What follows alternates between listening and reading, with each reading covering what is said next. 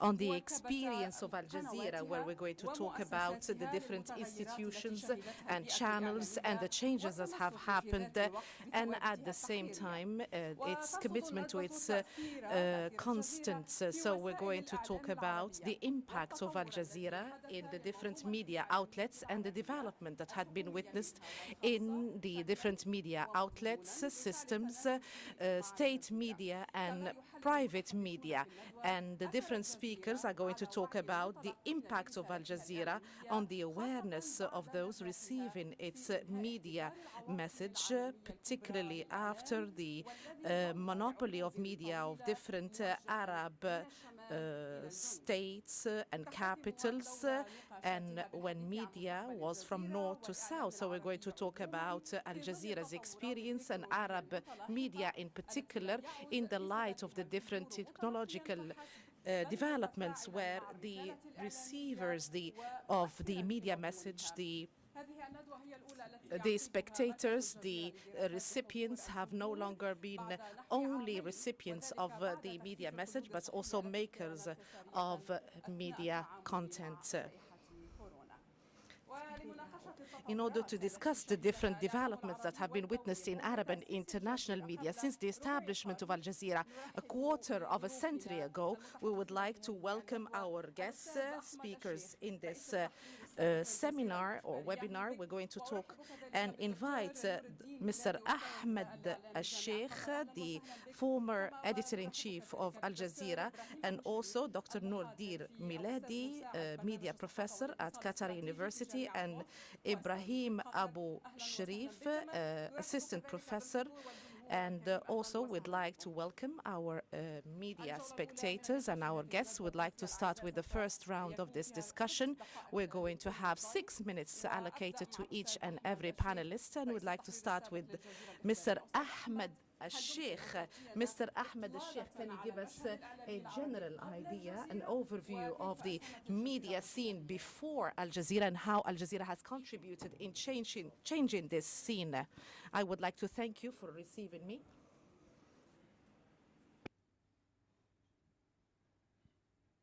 نسيت الميكروفون لكني لم أنسى حتى هذه اللحظة.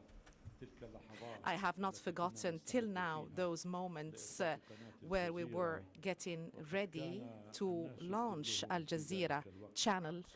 All people working in Al Jazeera at the time, they were asking themselves, are we now in the process of establishing a project that is going to change Arab media as a whole?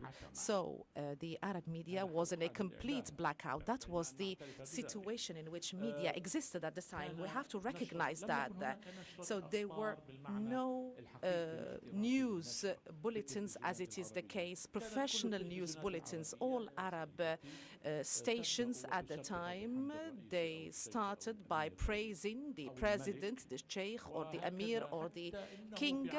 And in 1969, when mankind reached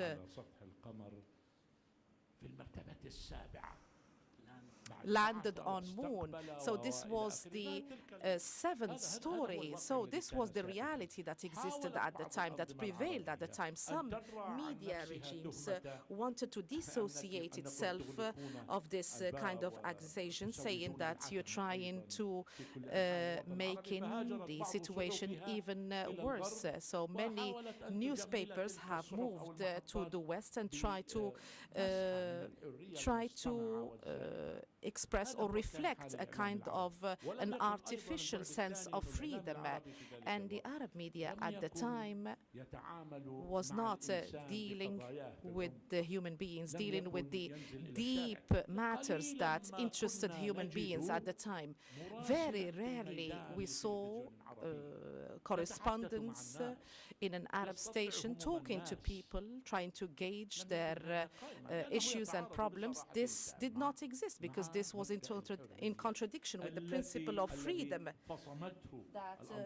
was removed. And So as if years have not passed by and as if things have not happened during that period of time. This is in terms of content, but from a technical perspective, there was a kind of a backwardness that prevailed during that period of time in the image, the layout of the news bulletin. Although technology is developed day after day, year after year, but in the BBC, in the CNN, there were some techniques, some technologies that existed at the time that emanate from media as a profession. And also, technically speaking, there was backwardness. So there had to be a kind of outcry for people to seek some light as a result of what has happened. Media at the time, from a content perspective and from a form perspective, and also from the standpoint of accuracy and honesty in what is being broadcast to people. So people did not know integrity or impartiality. I do not like to use the word neutrality because neutrality, when you deal with a human grievance and you would like to present such a grievance to people, you would not be able to be neutrality, or you'd not be able to be neutral, sorry. So there wouldn't be any neutrality. So unfortunately, in many places of the Arab world, the situation is still as it used to be. So what can I say here? So media at the time was state media, official media, but for private media that appeared in the years that came after, either had migrated to the West, it wanted to give a kind of an unreal, artificial kind of freedom, to reflect such kind of freedom, and it used to be bought by others after some years in the experience of migration. So this kind of private media that was launched in the West. So in the Arab world, private media did not exist at the time. This came decades afterwards.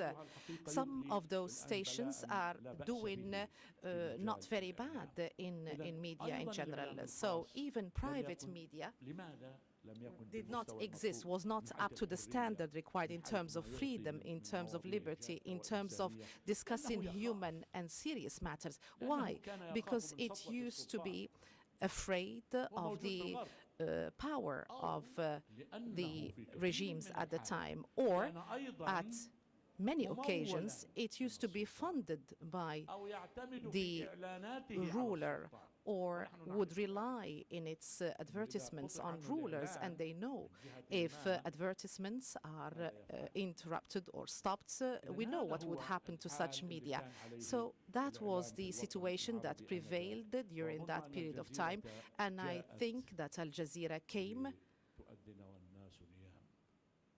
in order to change the situation that exists at the time. So before Al Jazeera, media did not tackle human matters, issues, and Arab media needed to have a higher ceiling of freedom, as it was reflected and manifested by Al Jazeera. We'd like to move to our second guest. How was this received? So this new kind of media. Thank you very much for the invitation.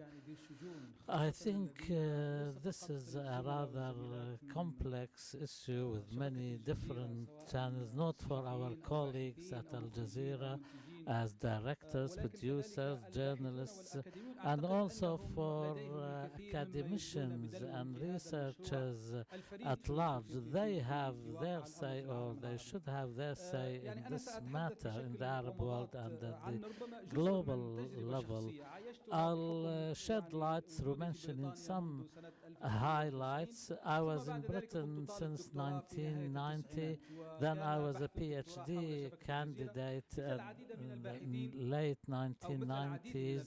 And like many other researchers, who paid attention to the birth of Al Jazeera, thinking of it as something out of the ordinary, some sort of an exception, as was seen by myself and others who we thought at the time that it will be of some importance, and anybody who's trying to study the history of the period before Al Jazeera and after Al Jazeera, especially when it comes to freedoms and liberties, when it comes to breaking taboos, or providing such content which is of value and substance. And of course, Mr. Ahmed al-Sheikh, with his wonderful experience, I think he has said enough about the scene in the Arab media before the birth of Al Jazeera.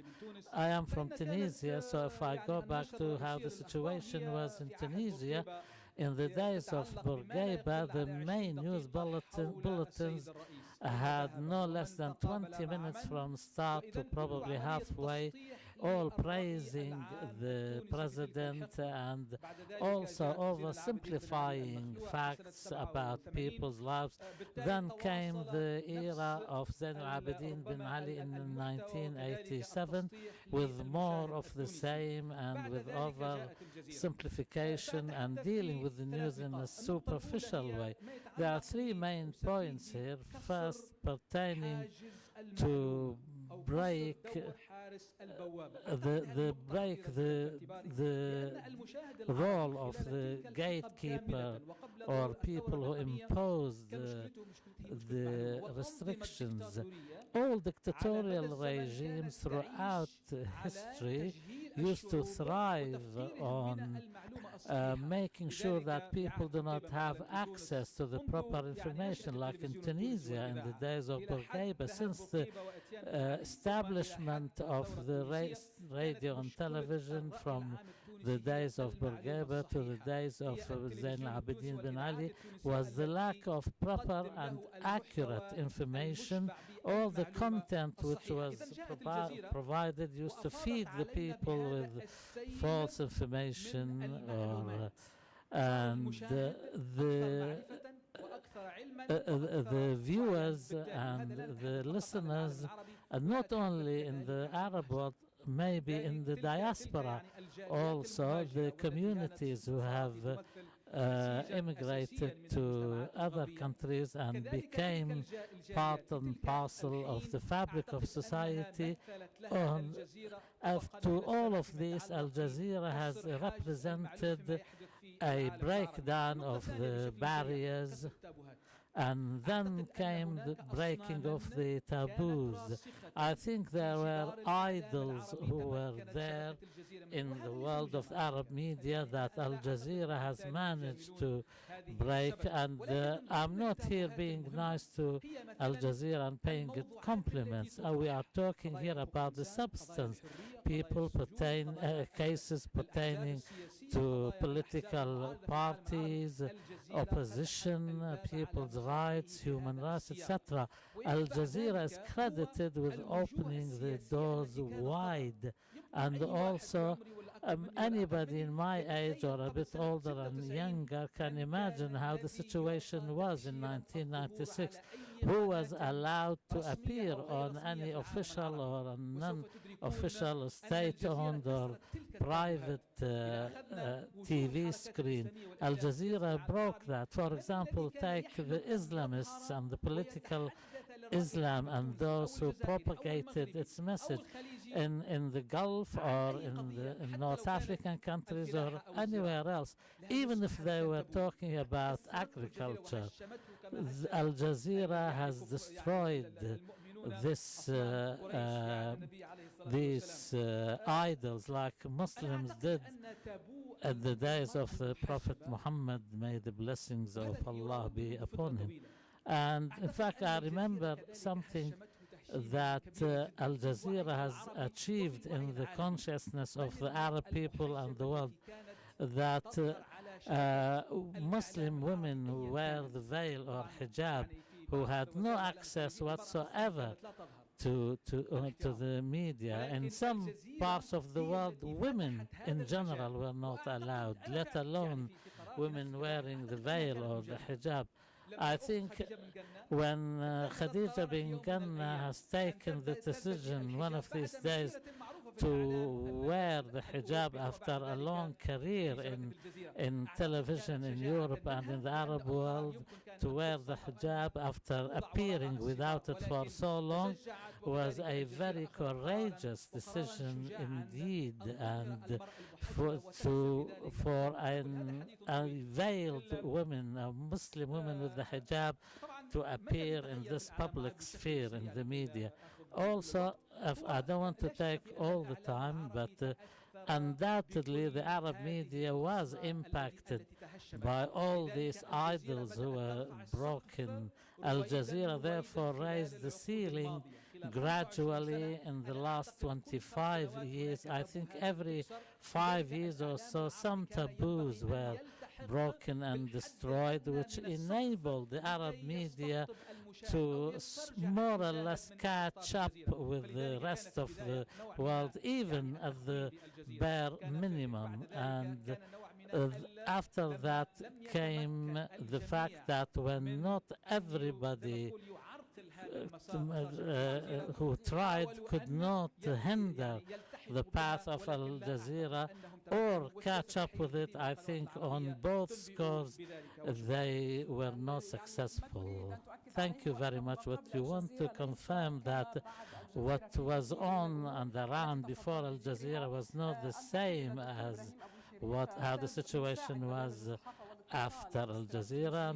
Dr. Al Sharif now from Northwestern University. We would like to ask you, sir, about how the people in the Western world and at the global level, how have they received Al Jazeera? شكرا جزيلا. سوف أتحدث بالإنجليزية عفوا. طبعا أنا أشيد بما قاله زميلاي، لكنني أريد أن أتحدث من منظور مختلف. في الحقيقة هل يمكن استخدام الميكروفون رجاء لسماع صوت الأستاذ؟ Okay, is it okay now? All right, so to first say it's إذن unlikely anybody knows because طبعا هذه من الأمور التي ربما لم يلاحظها كثيرون، لأن منظمات أو مؤسسات الإعلام يجب أن تقرر ما هو غرضها. من السهولة أن تبدأ شيئا ما، لكن من الصعوبة بمكان إدامة ذلك الشيء والمحافظة عليه. إذن ماذا كانت الجزيرة تغطي والذي لم يغطه الآخرون مثلا؟ سؤال مهم من وجهة نظري. من وجهة نظري كما قلت بالنسبة للعالم العربي والإعلام العربي قبل وما بعد في الجزيرة العربية أو الناطقة العربية لم تؤثر في التصورات المشاهد الغربي، لأن الجزيرة كانت تخاطب وبسردية ومحكية مختلفة، لم تكن تشكل تهديدا. سأعطيكم مثلا على ذلك. بعد أحداث 11 من سبتمبر كانت هناك محاولة لتنظيف أو تطهير الواقع في العالم أو تعقيمه، ومن خلال كشف القبح والذي كان فيه والذي كشف أمام المشاهد الناطق بالعربية والمتحدث بالعربية. وفقط أريد هنا الإشارة إلى هذه النقطة. النقطة الثانية والمهمة عندما نتحدث عن الجزيرة يجب أن نتحدث عن أثرها في البيئة الإعلامية العالمية. كل من يظن أن البترول هو المورد الأهم في العالم، الأمر ليس كذلك، بل هناك مورد لا يقل أهمية كاحتياطي. مثلا CNN حتى بالنسبة للمشاهد العربي قد تضفي مصداقية ومثلها مثل البي بي سي وغيرها، حتى جاءت الجزيرة وعندها أضافت الكثير من الكفاءة والقدرة، وبالتأكيد كان هناك صحفيون عرب يغطون أحداثا عربية، ولم يعد الأمر كما كان، وكأن صحفيا غربيا يحط بمظلة على العالم العربي ليغطي أحداثه. وطبعا هؤلاء صحفيون على دراية بواقع الحال والثقافة والدين والأحداث والمجتمع وما إلى ذلك. هذا أمر مهم. المسألة الثانية التي أحاول الرد عليها وهي الجزيرة الإنجليزية الناطقة بالإنجليزية، هي أيضا رفعت من منسوب وسمعة علامة الجزيرة وماركتها التجارية. الجزيرة الإنجليزية رفعت من مكانة الجزيرة على مستوى العالم وأدخلتها في مصافي كبريات المحطات، هذا هو منظوري للأمر.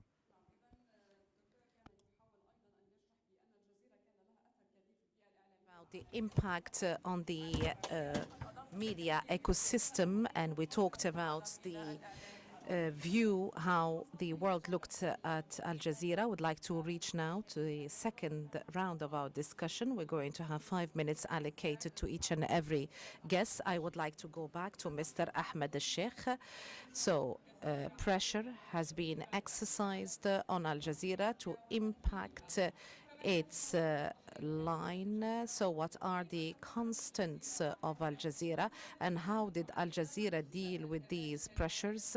And can you talk about these details, please? So before I respond to your question, I would like to talk about the point that was mentioned by the previous speaker, talking about Al Jazeera brand. We used to be ranked number 5 before the appearance of Al Jazeera English, after Starbucks, when we used to give news, broadcast news in Arabic only. This is just a point of clarification. Talking about the pressure on Al Jazeera, you live and you understand these pressures.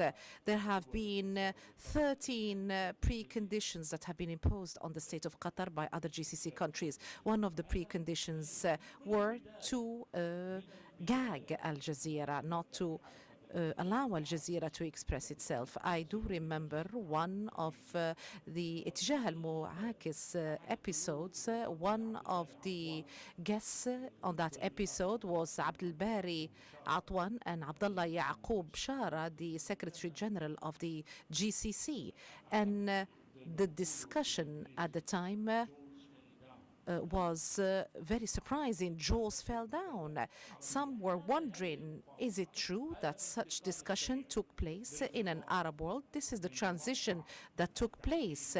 So from a complete blackout to complete freedom and liberty. This has led to the fact that the state media and other countries, they just gave in. So those who wanted to gag and to stop those voices. I do remember that our bureaus, starting with the first bureau that was closed in 1997, I remember.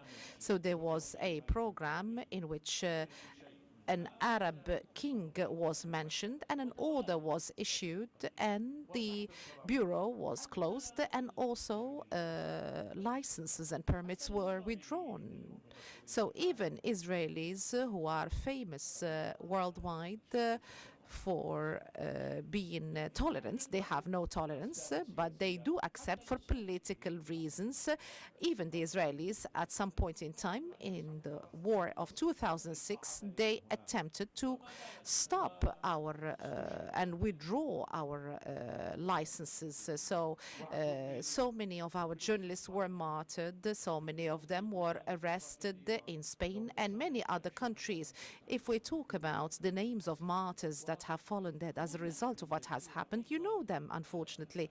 Many of them have died. And also Al Jazeera was boycotted from a financial perspective. We had so many potential ads. We had so many possibilities and potential ads for us to get funds. But these markets have been closed. And I do remember that Abd Samad al-Qurashi used to have his advertisement on Al Jazeera, and Al Jazeera was not able to get its funds, its money, until there was a court case, and then it was received. So the bureaus were closed, and we were able to face we were facing so many problems. So accessibility is to be able to have access to so many Arab countries. This is very important. Accessibility is very important. So how would you able to have access to content if you are not present there? You have to be on the ground. You have to be able to see what is happening on the ground there. So you're going to be just a wire hunter if you do that. So you would not be able to reach anywhere if you do not have your own content. You would not be able to be impactful. They wanted to stop Al Jazeera from having access to markets. In the following years, there were a number of social media outlets that gave us the opportunity to have sources of information, of news, other than outside sourcing.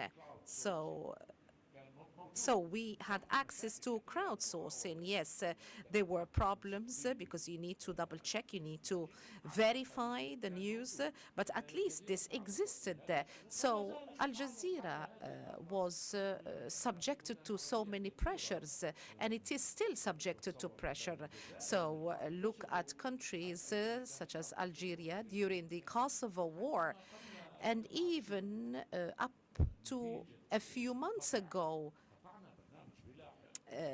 Bila Hudud program was interrupted, and the former candidate Abdelaziz Bouteflika was on air, and we had to interrupt his interview on air because we had the Kosovo War. We cannot keep on broadcasting that episode if there is some breaking news that had happened.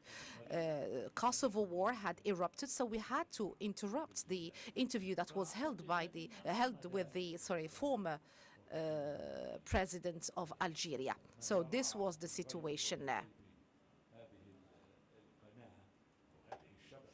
So I talk about the Al Jazeera Arabic channel because it used to be the most important component in the network.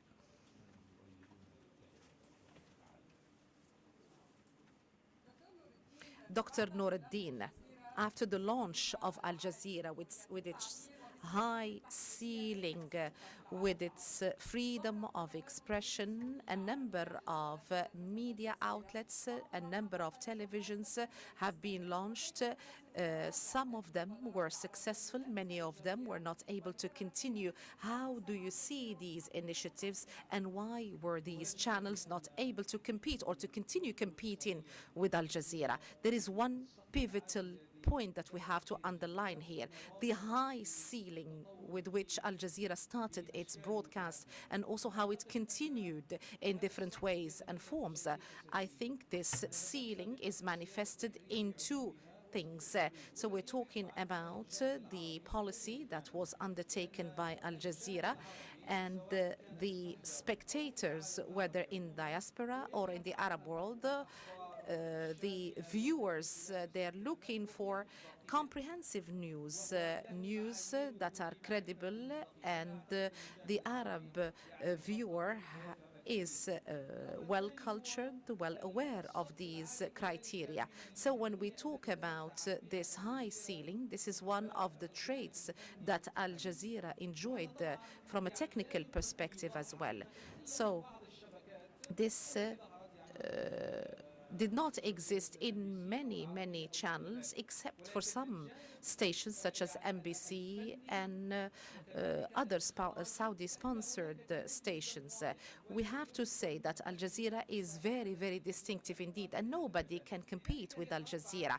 That is why Al Jazeera was able to have a very high position. Many stations, many channels have appeared at one period of time during the Iraq War. Al Arabiya was one of the challenging stations because it was able to get a share of the cake or a part of the cake of or of the viewership. So also we have I think that there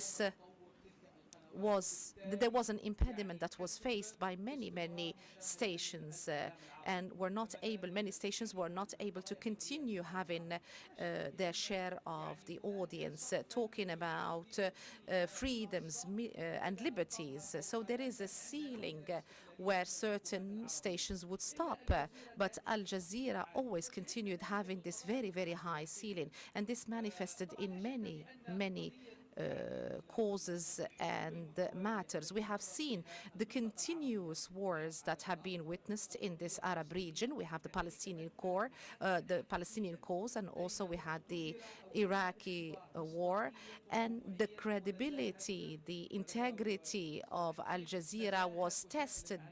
So the integrity of the different Arab stations has been tested. The 2003 war on Iraq, and also we have seen that Al Jazeera was able to gain the interest of the Arab viewers. In 2009, I do remember, in January 2009, the war in Gaza, where Al Jazeera reflected the view of the Arab viewers. And also we had the recent war on Gaza, the events that took place in Sheikh Jarrah, and also the events in Jerusalem. So Al Jazeera was able to defy the normalizing stations in the Arab world, the normalizing channels. So Al Jazeera was able to show a great deal of professionalism, particularly at hard times. This professional level manifested a great deal, particularly during Sheikh Jarrah incidents or events. So it was a very important channel that was able to show the different account, the opposing account when it comes to the Palestinian-Israeli conflict.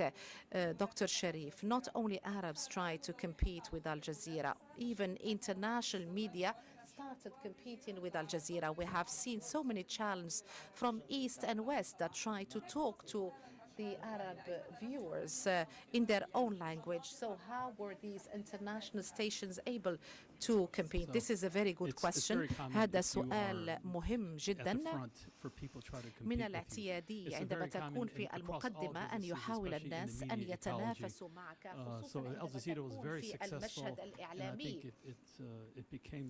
أعتقد أن المسألة أصبحت معروفة خصوصا في خلال مرحلة الربيع العربي. البعض كان يشتكي تقريبا ويقول إن الجزيرة قامت بالدفع من أجل وجود هذا الربيع العربي، وهذا لا يؤثر على ما حدث في ذلك الوقت. هذا لم يكن جديدا، هذا بدأ قبل بداية الجزيرة. رأينا ذلك في الولايات المتحدة الأمريكية عند قتل جورج فلويد، ورأينا أن كان هناك احتجاجات كثيرة حدثت في الولايات المتحدة، وهذا تجلى من خلال التغطية التي حدثت. إذن كان هناك هذا الوضع الذي كان في الخارج. كان هناك محاولة من قبل BBC BBC العربية والCNN اللذان حاولتا أن تدخل هذا المشهد. هناك مقولة باللغة الإنجليزية تقول: إذا كنت تفوز فإنك أنت من تحدث الخسارة بالنسبة للآخرين، وإذا كنت تتصدر الموقف فإن الأشخاص الآخرين سيواجهون صعوبات في المنافسة مع الجزيرة. إذن نأمل أن الجزيرة لن تتراجع، لكن أريد أن أقول شيئا آخر بالنسبة للشبكات العربية الأخرى المنافسة. هذه القنوات ليس لديها حضور إنجليزي قوي، وبالتالي هذه تعتبر من نقاط قوة بالنسبة للجزيرة، لأنها تمكنت من أن توسع دائرتها من خلال الدخول إلى المشهد الناطق باللغة الإنجليزية في أوروبا، في ماليزيا وما إلى ذلك. خلال الربيع العربي الرئيس باراك أوباما قال إنه تابع ما كان يجري في مصر وتونس ومناطق أخرى من خلال قناة الجزيرة الإنجليزية. قال ذلك في العلن. نفس الشيء بالنسبة لوزيرة الخارجية الأمريكية كلينتون، قالت إنها تتابع الجزيرة كأخبار حقيقية. كانت الأمور تختلف عن القنوات الأخرى، وكانت هذه فعلا بيانات قوية تقدم بها هؤلاء القادة. هناك كاتب مشهور قال كون أن الدوحة عاصمة الجزيرة، وأن الجزيرة في هذه العاصمة قادرة على أن تركز على كل زوايا العالم، لأنها ليست مضطرة لتتابع هوس الغرب في لندن أو نيويورك، لأنها لديها مسارها الخاص بها، لديها كفاءاتها الخاصة بها، وبالتالي سيجعل الأمر صعبا بالنسبة للقنوات الأخرى لتتحدى الجزيرة، لأننا لن نقلل من قوة الدول إلى أن ظهرت القوى الإعلامية المختلفة. من الصعب أن تكون هناك منافسة، ونأمل من أن الجزيرة، وهنا آمل ذلك، وهنا أظهر تحيزي، آمل أن تبقي في هذه النقطة القوية بالنسبة لها من خلال كفاءاتها. هذا الأمر هو مهم جدا.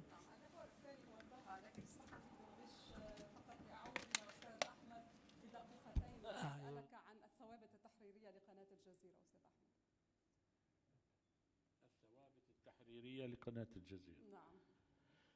هي الثوابت التي يتبناها أو يفترض أن يتبناها كل إنسان يمارس الصحافة كمهنة حقيقية وليست مهنة مزيفة.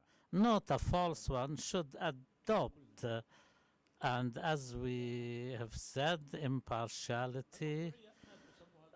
Some call it objectivity, some call it then accuracy, expressing opinions without fear, allowing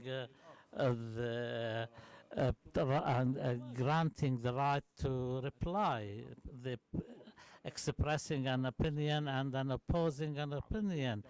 Also the balance, presenting facts in a balanced way. People are not stupid, people are smart. They can tell the difference between a balanced narrative and an unbalanced one. Also, to try to deal with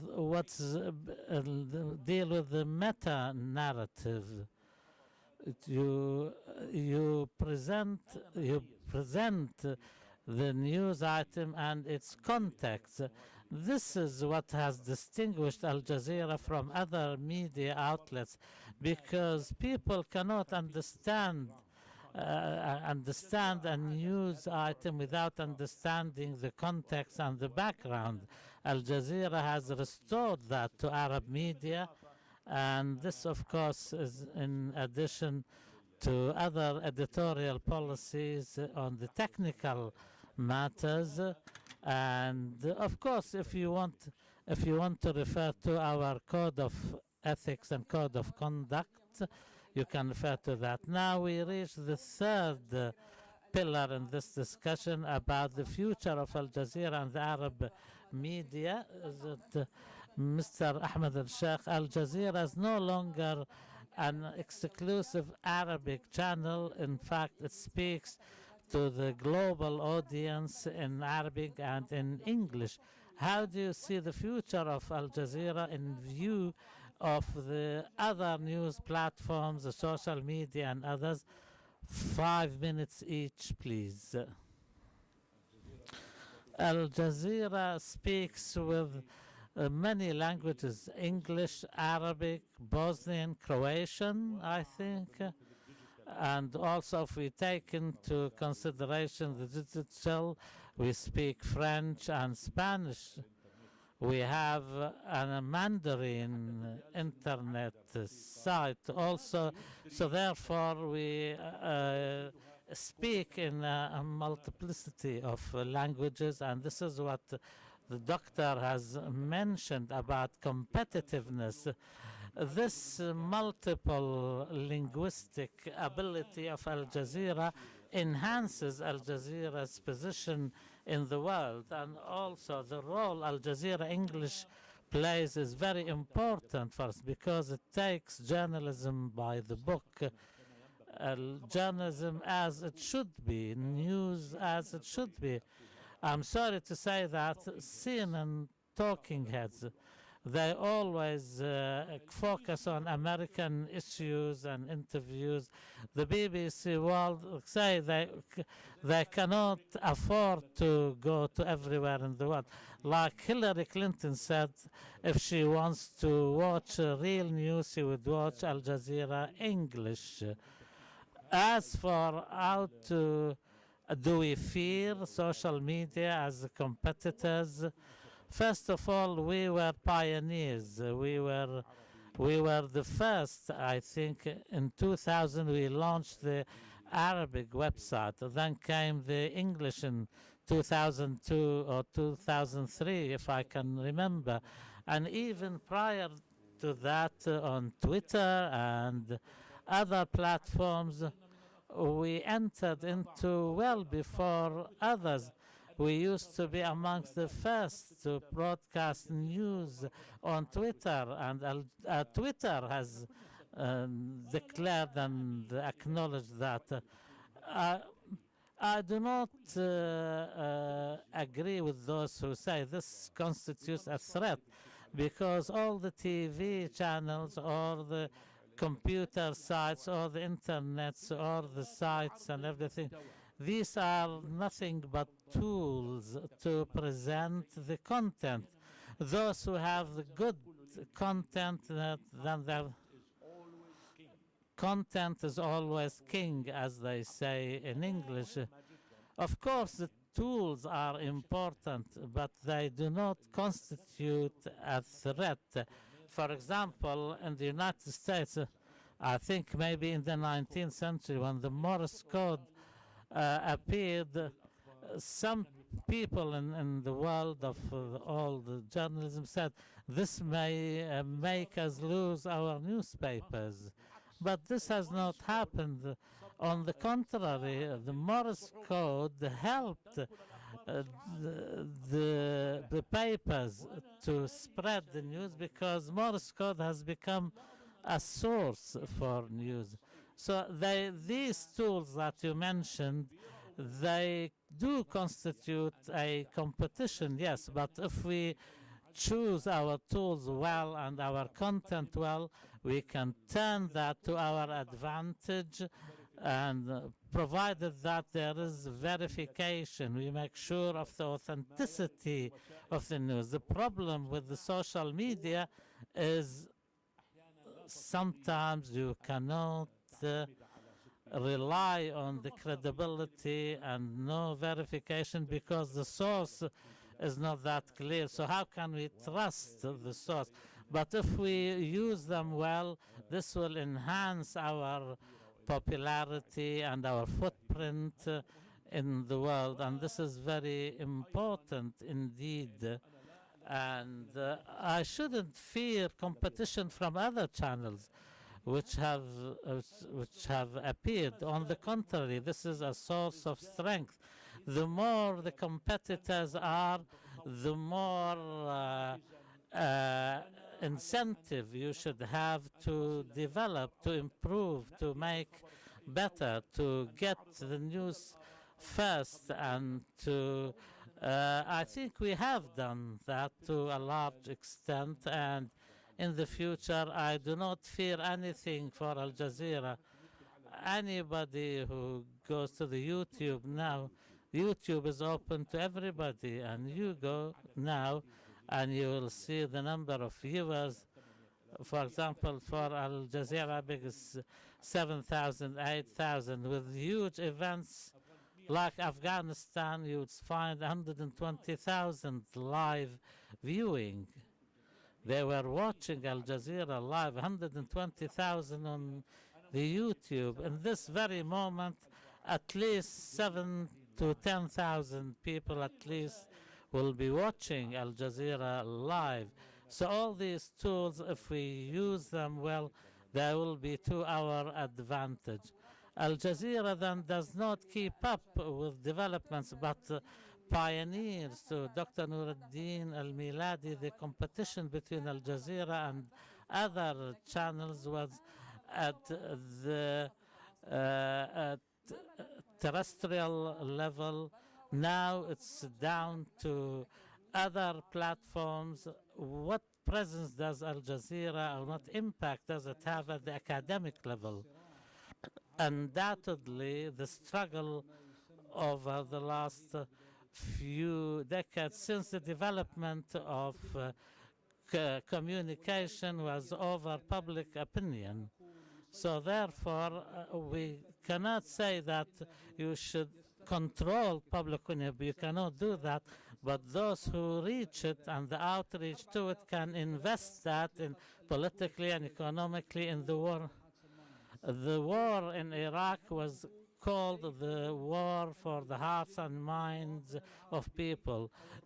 George Bush's prime obsession was how to gain the heart and win the hearts and minds of people in the Arab world. I think Al Jazeera has blown that saying and managed to win over the Arab people, the Arab public opinion. It was the first time a war at the global world was covered in a way different to the way the people in the Western world who launched that war wanted it to be covered. Al Jazeera invested in other electronic platforms. Like, I think, unlike some other media outlets who sort of refrained a little bit and hesitated when first Twitter and Facebook appeared, Al Jazeera was always ready to jump in and try what's new. Maybe the AJ Plus is the latest in a long line of achievements, which is an achievement which is rather different. For example, the 8 o'clock bulletin, the interactive one, has been copied by other Arab media outlets, and Al Jazeera distinguished itself in that. If we take some major event like the Tunisian Revolution, the Arab Spring events in Egypt, Syria, and then the Palestinian cause, I think the social media outlets has provided a catalyst maybe, or the component which complemented the Al Jazeera's vantage point.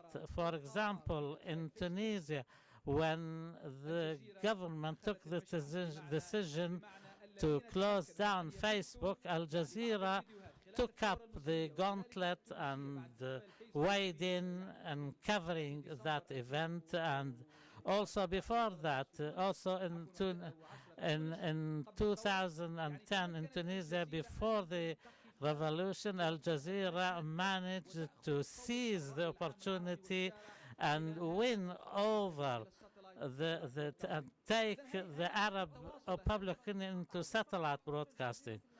So how do you see Al Jazeera's role in the academic field?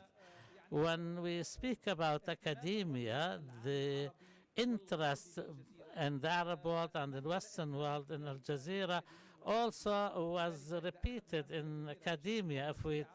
If we have a look at the PhD and master's dissertations, which number in the hundreds now, and this is not exclusive to the Arab world and Arab universities. This is something which is worth paying attention to. I can vouch that the MA and PhD dissertations which were done over Al Jazeera can be parallel to what was done about the BBC. Also, there's always now the comparison Al Jazeera and the BBC, Al Jazeera, CNN, Al Jazeera and French channels, etc. The academic field now is full of this kind of research which shows that there is a phenomena which struck a balance in the field of communication at the international level between CNN, the BBC, and the international outlets. So, Dr. Ibrahim Abu Sharif, what are the new technologies that are expected to impact media in the future, and how do you see the presence of Al Jazeera, academically speaking, worldwide? شكرا جزيلا. دائما من المخاطرة الحديث عن تكنولوجيات جديدة، لأنه عندما تنتهي تأتي أشياء جديدة. هناك عدد من المبادئ التي لابد أن نتطلع إليها، وهي سهولة وصول المعلومة والحركة في وصول هذه المعلومة. أدرس الكثير من الطلبة في جامعة نورث ويسترن. أرى هناك بعض تراجع فيما يخص الاهتمام بالإعلام المرئي. لست أدري إذا كان هذا على نطاق واسع، هل هذا يمثل العالم العربي بشكل عام أم العالم الغربي؟ هناك تراجع في الاهتمام عندما يتعلق الأمر في متابعة الأخبار. لا بد أن يكون هناك ردة فعل أيا كانت المنصة غدا أو بعد غد. لا بد أن نصل إلى الأجيال الأصغر عمرا الذين يريدون أن يكون هناك حركة في مجال الإعلام، ليس فقط السهولة، وإنما أن يتمكنوا من أن ينظروا إلى هواتفهم وأن يقوموا بأشياء أخرى. هذا الجانب هو مهم، لكن عندما يتعلق الأمر بالتكنولوجيا لابد أن نتحدث كذلك عن الذكاء الاصطناعي. الذكاء الاصطناعي ليس منصة، وبالتالي من الصعوبة بمكان أن نعرف أين يمضي وما سيكون الأساس بالنسبة لمنصات أخرى. لمفرده لن يتمكن من أن يكون منصة. هذه من الأمور التي لابد أن ينظر إليها بحذر. أخيرا، التهديد الفكري الأساسي هو الأخبار المفبركة. هناك بعض الأشخاص الذين يؤمنون بأشياء ويقبلون الحقائق لأنها ترضي آراءهم ووجهة نظرهم. أعتقد أن هذا التهديد هو تهديد كبير ويعتبر ظاهرة عالمية. وبالعودة إلى السؤال المتعلق بالجانب الأكاديمي، ما تقوم به الجزيرة هنا من خلال أبحاثها، هذه الأبحاث هي أكاديمية وأساسية ومهمة، لكن أريد كذلك أن أفكر وأقول إن الجزيرة هي كمنصة تعطي للأكاديمية فرصة لإنتاج قصص، والقصص ليست فقط صحفية. أنا كنت صحفيا قبل أن أصبح أكاديميا، لكن عندما أصبحت أكاديميا رأيت جانبا مختلفا لطريقة عمل الإعلام. وأوصي، لست هنا لأوصي بأي شيء بالنسبة للجزيرة، لكن لابد أن أقول لابد أن يكون هناك فهم أن هناك تراجع في الإقبال على الأخبار كما نعرفها، وهذه من الأمور التي لابد للمنصات الإخبارية أن تأخذها من الاعتبار. نسيت أن أقول شيئا، لكن ما أريد أن أقوله هو ما قامت به الجزيرة عندما يتعلق الأمر بالإبلاغ والتقارير حول الحرب على العراق. كان فعلا عائقا بالنسبة لفوز الأمريكيين بقلوب وعقول الناس. إذن هناك الكثير من المشاكل التي ظهرت بعد هذا البيان. إن كثير من العرب الذين نحتاج أن يتم إنقاذهم من الغرب، لكن ما أظهرته الجزيرة أحدث صعوبة بالنسبة لفوزهم بقلوب وعقول الناس. هنا كانت تكمن المشكلة. لكن أيا كانت الأشياء الجديدة آمل أن يكون هناك ردات فعل بشأنها، ولا بد أن تكون مستنيرة بمبادئ، لأن الشباب يستهلكون الأخبار بطريقة مختلفة ولا بد أن نلحق بالركب. These are the main themes that we have discussed and that have come to an end. Let's look at the opinions of some followers on social media, and we're going to give the opportunity to our panelists to comment on these views. So Al Jazeera, after a quarter of a century of rise and resoluteness, what is the impact that was made by Al Jazeera in Arab media and what has changed? So let's follow. Amongst the followers of Al Jazeera. I've been following it for 25 years. There is a continuous enhancement, but sometimes they put a blind eye when it comes to certain incidents. I have found that with time that this is due to certain political agreements. Sulaiman al-Omari, Ahmed Sulaiman al-Omari, undoubtedly, Al Jazeera is the only Arab channel that gave a very rich platform that includes so many capabilities to politicians, analysts, and this has led to many opportunities that were created, and also these capabilities have been used in the same direction.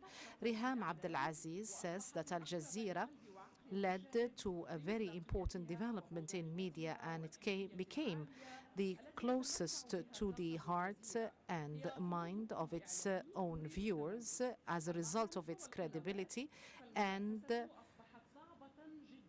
objectivity, and also international professionalism. So I'd like to thank Al Jazeera after all these years. Sadiq Salihin, Al Jazeera used to be the only reliable source for the free Arabs, for them to have access to information, to news.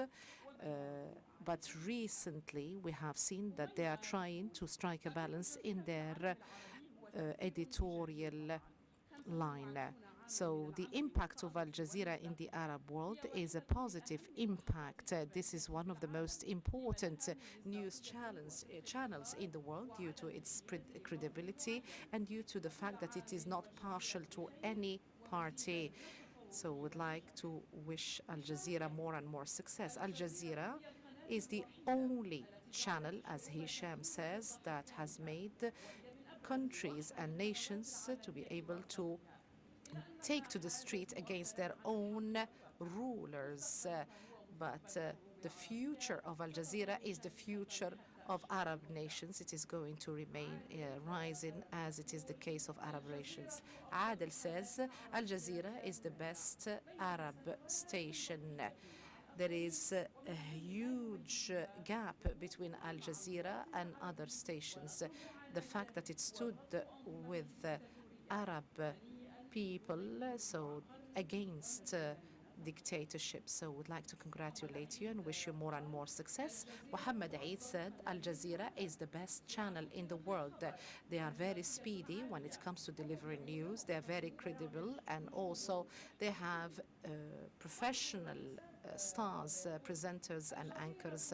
Al Jazeera is the best thing that was produced by Qatar for the Arab Ummah. So we're talking about soft power, real journalism that is credible. So Hamdi Qannawi, it is the platform of enlightenment and awareness raising and the closest to credibility. Adil Hilmi says the only channel that is credible in my view. Mahmoud Ouda, even those who hate Al Jazeera follow Al Jazeera. It is an international station. So this was a number of views that have been reflected in a number of social media platforms. We'd like to give 3 minutes to each and every panelist. What is your comment on these views? Al Jazeera, at the end of the day, is a human project. We humans, we are not infallible. We make mistakes. Perhaps we make mistakes. And the viewers have the right to express their position as they see it. Perhaps all the political position that entail the position of one person vis-à-vis Al Jazeera, each person sees the situation from his or her own angle. But Al Jazeera, once again, I would like to say, is a human project that can make mistakes, but also, irrespective of all the accusations that are made, at the end of the day, we have to look at the whole experience, how it dealt, generally speaking, with the Arab cause or Arab situations. So I can claim, and this is my own opinion, I think that the Arab Spring revolutions were not to happen 10 years ago.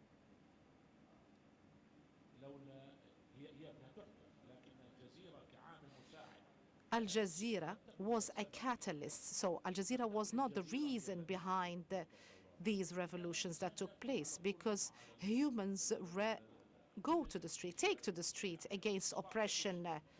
Spartacus took to the street, revolutionized, or had a revolution, sorry, against what has happened. This awareness had led to this change, had led to reinforcing awareness amongst Arab people. So hadn't Al Jazeera been here, perhaps this revolution would have perhaps waited 10 to 15 years before they had happened. Dr. Nuruddin, what is your comment on what had been expressed by the different viewers? I think the reasons behind this renaissance is the value of freedom. And undoubtedly, Al Jazeera distinctively contributed to standing by Arab people and public opinion in freedom in general. So the service that was made by the state of Qatar was giving the Arab viewers, Arab citizens, a network that contributed in raising awareness, that contributed in educating people, in delineating the traits as to how the Arab world should be in terms of freedom and liberties, and talk about all kinds of liberties here. Al Jazeera, perhaps, what caught my attention in some of the tweets that have been presented, some tweets talked about the awareness raising platform. Even those who are against Al Jazeera follow Al Jazeera. We have seen that many politicians in the Arab world, many of them loathe Al Jazeera, but they follow Al Jazeera. They know the impact of Al Jazeera on the public opinion, and they know its credibility. I would like to comment on striking a balance or trying to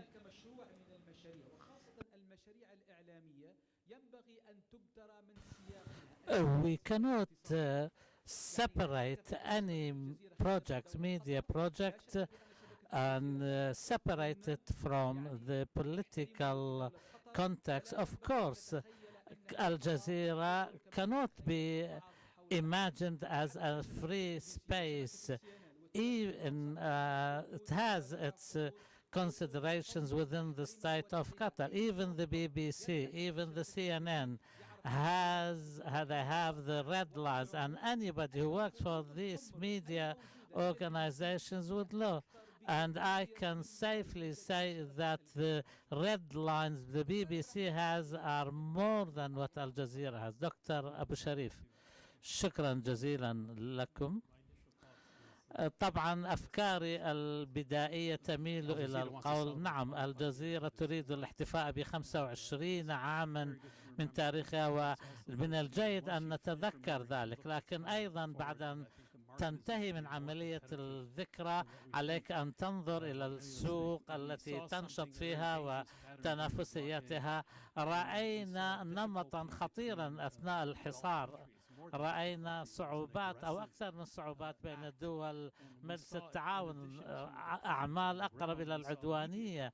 أيضا رأينا حتى المؤسسات الإعلامية تعادي بعضها البعض وتتخذ مواقف عدائية. طبعا هذا حدث من قبل وليس جديدا بحد ذاته، لكن من الأمور التي أراها أنا وآمل أن تؤخذ بعين الاعتبار في المستقبل في الجزيرة أن تتمسك بخطها وبتفويضها الذي أعطته لنفسها، وفي الوقت الذي نرى فيه ازديادا في البيئة وانتشارا، والتغطية الإعلامية لا تتوقف عند حدود البلدان. هذا كله أصبح شيء من الماضي، وفي الوقت الذي يجب أن نركز على العالم، ولكن الجزيرة عليه أن تركز ما جعلها أولا في البداية مهمة ومن هي مهمة في نظر من، وأريد أن أقول ذلك. أنا طبعا أنا ليس مطلوبا من أن أقول شيئا من قبيل المدح. أنا كنت في العالم العربي قبل الجزيرة وبعدها، والفرق كان هائلا وبالمعنى الإيجابي. حتى لو كان هناك منافسة فهذا أمر جيد، الكل يحتاج إلى منافسة وكل قطاع يحتاج إلى منافسة، وعلينا أن نمضي قدما في ذلك. شكرا. مستر أحمد, do you have something to add? Yes, in fact, Al-Jazeera, as we said from the outset, sees its role or its impact emanates in the beginning from its pan-nationalist Arab role. It's a pan-nationalist Arab media outlet, pan-Arab as they call it in English. I think for this reason the channel, the Arabic channel specifically, and the network in general should maintain this role, because this was what made people become attached to it, believe it and accept it, and this is what Al Jazeera should maintain. Also, let me give you an example. I used to work for the BBC in the days of Margaret Thatcher when she was Prime Minister in Britain, and there was the troubles in Northern Ireland. The voice of Jerry Adams, the Sinn Féin leader. Sinn Bet is the Israeli one. Sorry, I made a mistake. And I meant Sinn Féin. Was not allowed to appear. We had to bring actors to play act that. In the Falklands War, which the Argentinians called the Malvinas, in the BBC it was not allowed, it was forbidden to really cover the statements by Argentinian generals, not at all. Even the warship Sheffield was sank, and we in the newsroom we could not announce the news before the spokesperson for the Ministry of Defense admits to that. So at the end of the day, there is an environment, an ecosystem you live in. There is people who pay for your project. You cannot just act as if you're out of control. But what is important is the overall impact, the awareness which was raised, which was created, which can no longer take things for granted. Al Jazeera refused that. They rejected that. As the doctor said, the taboos were broken and destroyed. This is a very important impact. And on this basis, Al Jazeera should be evaluated. This is, after all, its role. I used to be with Al Jazeera Arabic. There were also even not states only, even liberation movements. If you broadcast a news item which they see as contrary to their objectives, they decide to turn against you. Of course, talking about Al Jazeera cannot end in an hour or two. And also, Dr. Nuruddin, in 1 minute, please. Just a quick flash.